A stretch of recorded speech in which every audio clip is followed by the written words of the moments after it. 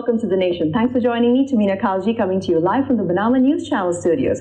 Now it is drawing towards the end of 2018, and all those clickbait articles out there promising to transform you overnight.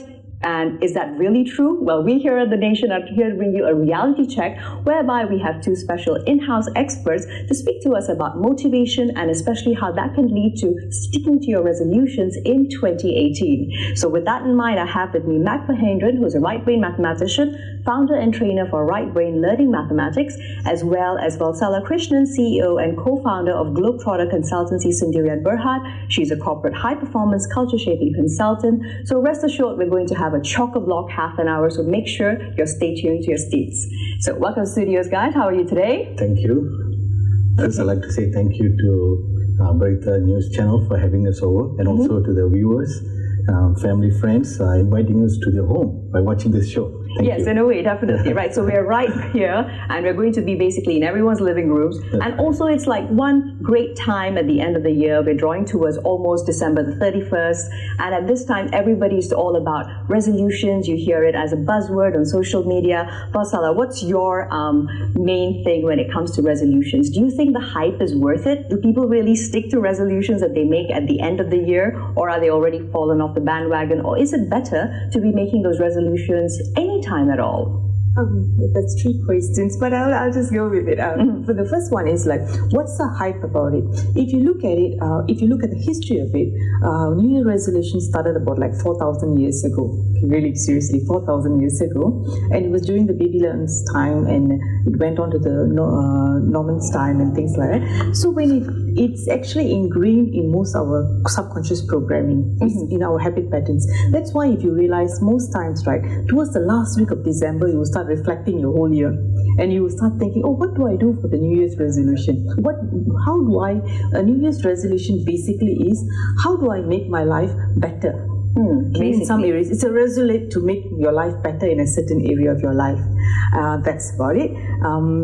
So there are always good intentions behind making resolutions, right? So, Mac, what's the reason why statistics show and all the surveys out there tell us that 1/3 of people who make their resolutions in January, they basically lost the odds by the end of January? All right. First, we need to understand what is new resolution. It's a resolve. We're resolving three things: change of unwanted behavior. All right. And the second thing is what you call reevaluate the choices we made in our life, like for example smoking or drinking and all that. Another thing is making improvement in our life. So when we think about this, something that we are used to it, something has become a part of our life, become a habit, and yes, suddenly we want to make a changes in a short time of period, which we shouldn't do that. We should plan it right. And this is where, being myself an expert as a right brain person, I have a better way of making this resolution not to fail. Because why we're failing is we always try to attach something, a pain to our decision with our resolution. And like for example, losing weight. I want to lose weight. So the first thing you think about is you're trying to think about not eating you stop eating all your fun food, the food that you really enjoy. Rather than that, attach a positive image. That, okay, I'm going to lose weight, let's say 20 pounds or 10 kilograms, somewhere around there. Okay, so say, okay, visual yourself, let's say for ladies, dressed up with a beautiful dress, so you can fit into this dress, or men walking on a beach without a shirt on, so you can show off yourself, those kind of things. So you have a positive image of you. So this will motivate you not to fail. Whether you look at yourself, all right, the positive thing is about my resolution is I'm going to be able to wear this beautiful dress, and I'm going to go to a party, everybody's going to look at me, wow, look at this person, So see that the image you're creating. So this is where the positive image you're attaching to your resolution. Right. Now, when we speak about positive thinking, definitely there is a lot of common sense which goes behind that, right?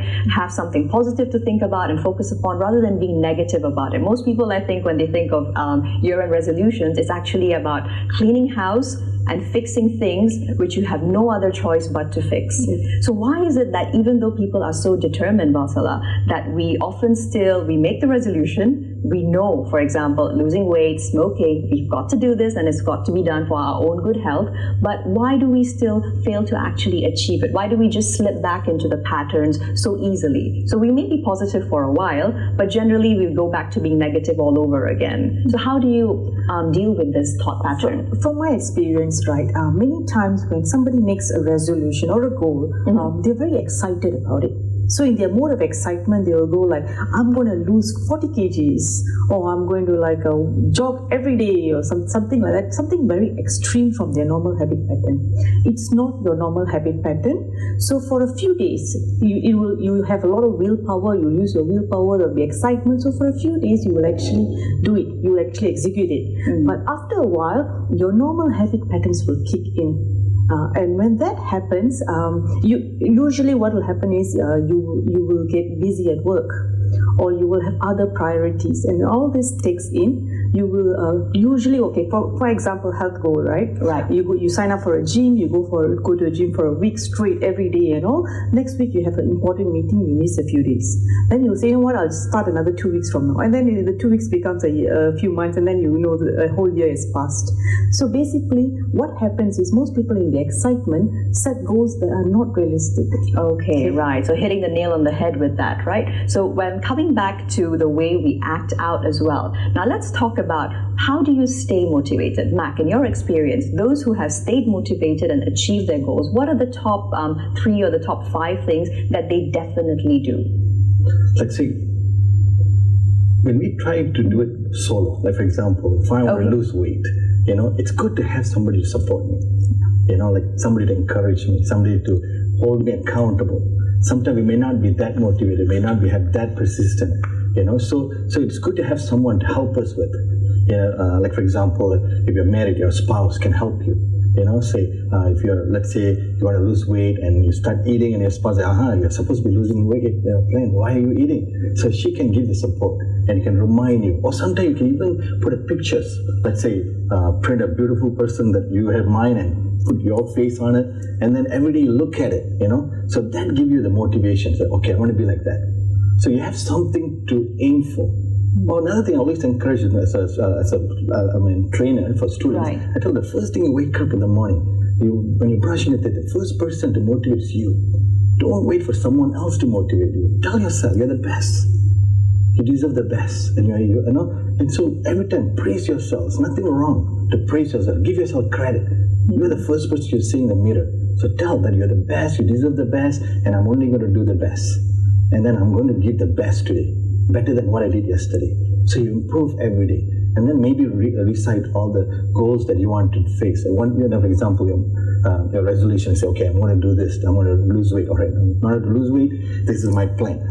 I'm not going to eat this or that. I want to look nice and so like that. So these are the things that self-motivating is very important. Right, okay, so definitely self-motivating. But what about that bridge in time when your willpower is sort of fading? So who do you turn to?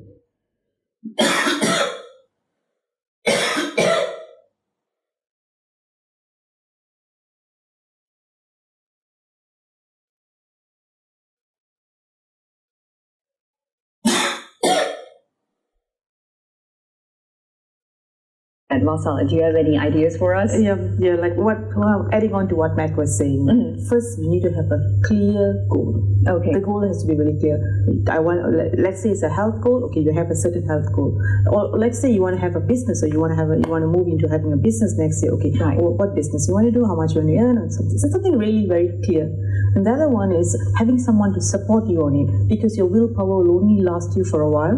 But if you have a guide or a mentor or a friend who can help you in this journey, that will be helpful. And the third one from my own experience is you be in the right environment. So let's say you want to be healthy. Start spending more time with people who are healthy. When you go to the gym, you actually mix with people who are healthy. So make friends there, get friends to motivate you there. So it's the environment. So move into the environment of the people who are already achieving the goals that you have. So if you want to be a successful business person, mix around with business people. Right. I mean, if you're an employee, but if you want to be a business person, then you take steps to be in the right environment, have a mentor, have a very clear goal. All right. So when we speak about this, it also all boils down to priorities, right, Max? So what about those who are unable to prioritize? For example, when we speak about resolutions, often what takes priority eventually will be your work, your family, but generally people become their own last priority. So how can we all get into a habit of putting ourselves first? Right, that's where comes the right brain and left brain. Okay. When we talk about the left brain, they're more step-oriented. They're more, processes. Exactly. They have everything lined, step all put together and everything. When it comes to the right brain, so we have tendency, because I'm also a right brain, we have tendency of trying to get everything done. We don't like orders. We don't like, rules. We like to get done the way we want it. Sometimes we try to find a shortcut. I know sometimes we find the loopholes to get into it. Yeah, so also we're playing on the screen a slide that tells you the typical personality traits of the left brain and the right brain, as you were saying. Exactly. Yeah. So for the right brain, for them, they must have the visual picture. So to motivate them, to guide them. So that's why I always tell for those who are very strong right brain, have everything posted in your walls. Okay. Write down what you really want, so that every day when you see it, because for you, everything has to be visual. So when you look at it, it reminds you. If not, you will not remember it. So for the left brain, it's fine with them because they're very meticulous. They already know what they want. Exactly. And I think the illustration is perfect because it tells you exactly what the brains possibly look like if you were to look at the processes. Exactly. The left, you're very structured. Right, you're very much perhaps artistic, and you tend to be inspired by a million different things. Exactly. But that might be pretty bad for achieving goals, right? That's right. I give an example like myself. Yeah, sure. This year's my resolution 2017 was one. I have several resolutions. One of them was my mom loves to raise chicken. Okay. And she's always been telling, she wants to raise chicken. And I was like, okay, I want to make her happy. She's 74 years old. So I said, well, this year I want to build her the chicken coop so she can raise chicken. And I know it took me a while, but the vision that I attached to it is with her being happy, and she'll stop watching dramas, she will something focus. To do outdoors. Exactly, she'll be more, outdoor, and she'll spend. So, and then, it which took me just a couple months ago, I just completed building it, and I saw the changes in her. And it just made me so happy with my resolution. I completed, even though it took me a while, it took me 10 months to complete it, but I managed done. But every time when I see her, it reminds me, hey, you're supposed to build her a chicken coop. That's right. So think of the outcome. That's All right. Brilliant. Uh-huh. So on that note, time for a quick commercial break. We'll be back right after. Please do stay tuned.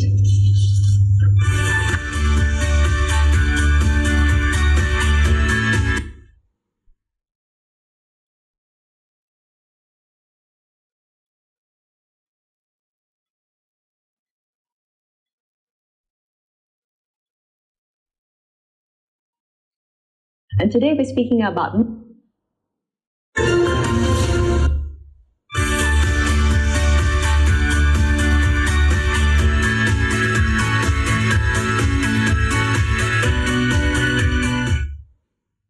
Hello and welcome back to The Nation. Still with me, Tamina Kausji, and today we're speaking about motivation as well as New Year's resolutions with Mac Mahendran and Valsala Krishnan.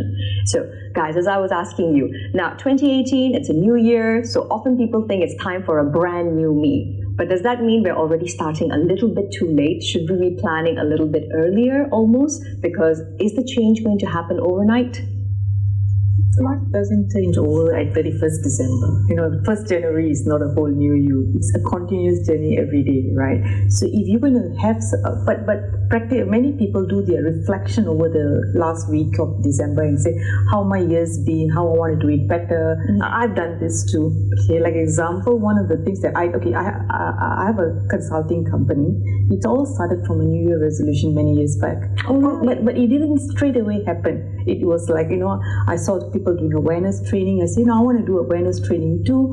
And I said, okay, it's a resolution. Then nothing happened much in that year. But, you research a bit, you go for some courses, and then it progresses year on year until few years later you actually achieve your goals. And actually, nothing is too late. Actually, it's a perfect time. Because why New Year?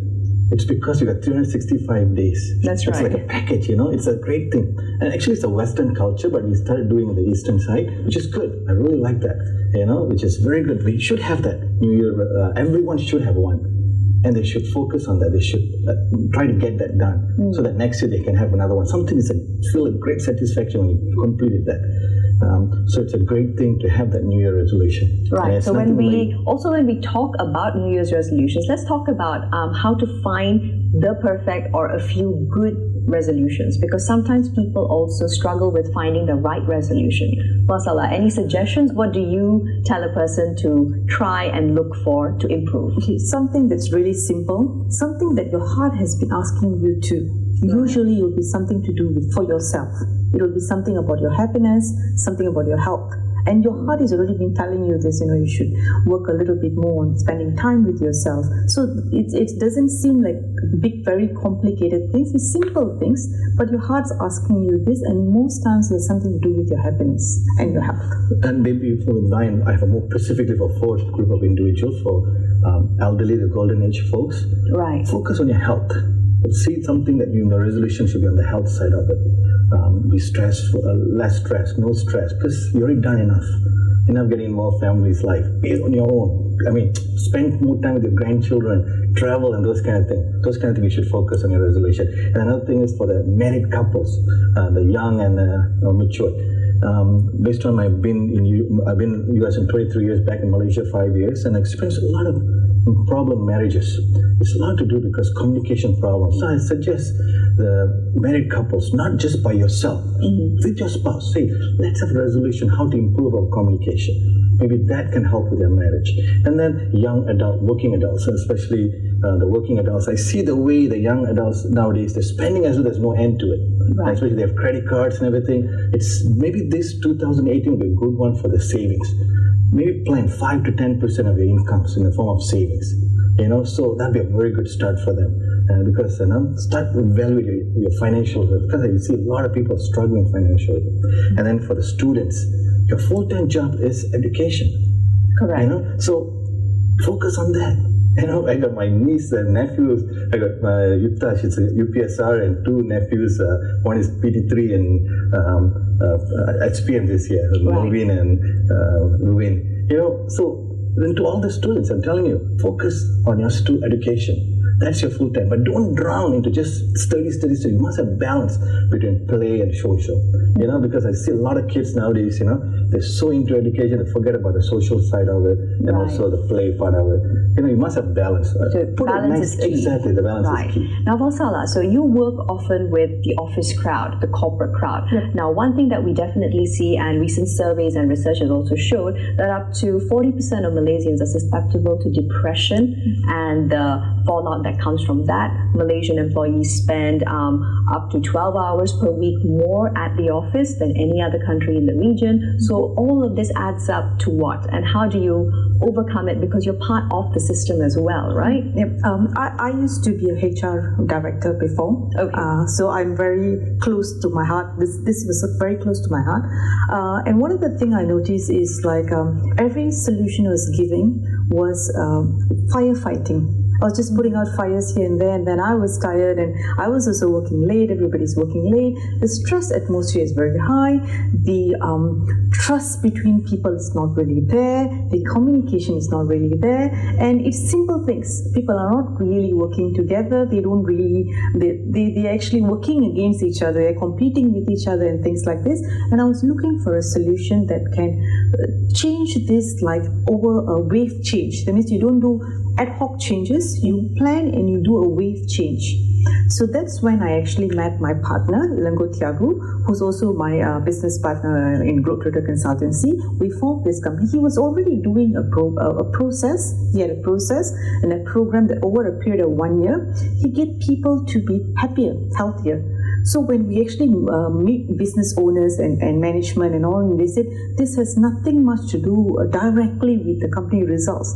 So that's when we make a case to them. But if your people are happier and they are healthier, and mostly we look at their stress level, Okay, and people are mostly worried about their finances, their family, and all these worries that they have. If we show them how they can find solutions for it, we can get them to be aware of their thoughts, words, actions, which is not giving them the happiness that they want, not giving them the results that they want. Meaning, focus on their own happiness, health, and wealth that they want, and then how is their thoughts, words, and actions contributing to this.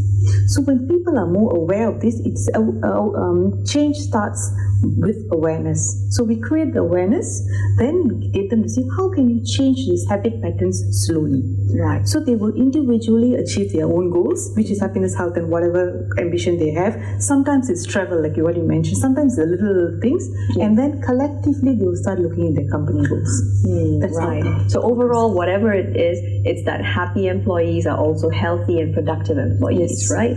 Yes. So when it comes down to it, it really sounds like the biggest takeaway is stress is the biggest killer, is the biggest one that is the battle for all of us out there. Now, can I ask each one of you, what do you actually think of, most people thinking that when we go over from one year to the next, we are actually able to make a quantum leap. So how do you manage the disappointment when that doesn't happen? When, as you said, it's just a calendar change. It's not a whole new universe, but people are expecting that change to happen. So let's talk about managing expectations. Matt? That's right. First, it doesn't mean that you're going 2018 has to be right away, the first month of January. It could be February, March. So you have 365 days to do it. If you really ask me, first you must be decisive and action-oriented. Make the decision and be action-oriented. No point just telling, I want to do this, I want to do that. But if you're no action-oriented, it's worthless. Second thing, failure is not an option. So even if you fail, fine, just redo it. Because it's not the end of it. You still have time. Keep doing it until you succeed. And then finally, I would say is determination. You must have the persistence and determination. You want to do it, you want to get it done, you want to be successful. When you have the burning desire to be successful, you can do it. Right, and the slide that we have over here, failure is not the opposite of success. It is part of success. Valsala, what do you think about that? Okay, many of us are taught not to make any mistakes. Right, okay? To be scared of it. You should get it right the first time. But that's not the process of learning. You learn through your mistakes. It depends on how big or small your mistakes are. Learning through your mistakes is part of the journey. Okay? And if you say failure is, if you're going to have a goal and say, I'm never going to fail, I'm going to get my goal straight away, that means you've never set and achieved a goal before. Because if you have set and achieved a goal before, you will know it's not a straight line. It's a curve.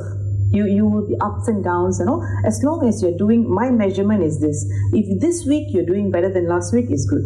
Overall, if you're doing better this month than last month, it's good. So you have a progressive learning. There will be failures, big and small. You will have to have support to rise out of it. Being in the right environment, that means having friends who are motivating, encouraging. There are friends who will tell you, who asked you to try all this? You should have just not done all this. And family members usually are good at doing this because they want you to be safe.